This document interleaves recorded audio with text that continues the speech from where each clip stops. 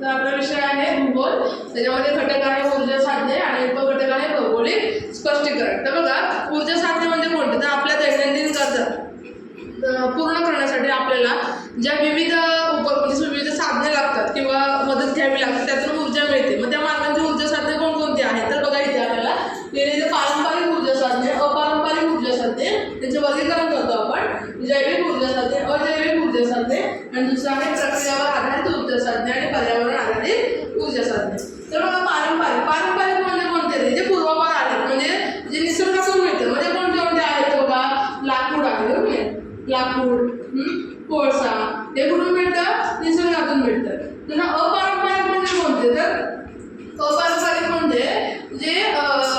अपारंपरिक म्हणजे आपले म्हणतो आपण की म्हणजे हे आपलं ऊर्जा साधने म्हणजे सौर ऊर्जा, पवन ऊर्जा, जल ऊर्जा. ओके, म्हणजे हे कुठून मिळतं? सूर्यापासून. सौर ऊर्जा मिळते ती सूर्यापासून आणि पाण्यापासून मिळते ती जल ऊर्जा. ही झाली अपारंपरिक.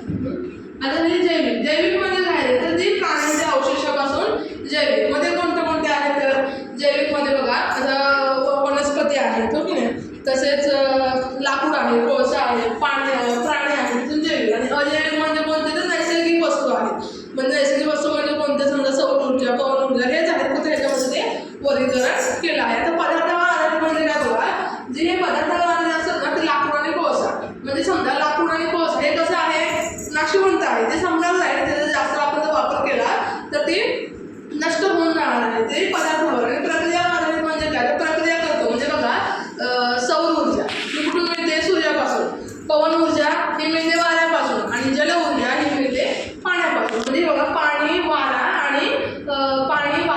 आणि हवा ही कधी आहे? न संपणारी आहे. म्हणजे ते कायमस्वरूपी आहे. म्हणजे कायमस्वरूपी म्हणजे काय? ती प्रक्रियावर आधारित ऊर्जा साधने. तर आपण काय बघितलं? पारंपरिक ऊर्जा साधने, त्याच्यामध्ये लाकूड आणि कोळसा म्हणजे पूर्वापार किंवा आपल्या नैसर्गिक साधन संपत्ती.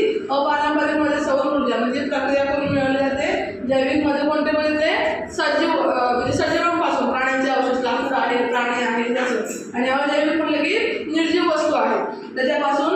आणि प्रक्रिया म्हणजे एखादी प्रक्रिया करून. आता कसं आपण सौर चूल आहे, पवनचक्की आहे, म्हणजे प्रक्रिया करतो आपण पवनचक्कीद्वारे आपण काय करतो? विजेची निर्मिती करतो. अशा प्रकारे हे काय आहे? सगळी आपली ऊर्जा साधने आहेत. तर आज आपण ऊर्जा साधने त्याच्यामध्ये भौगोलिक स्पष्टीकरण हा भाग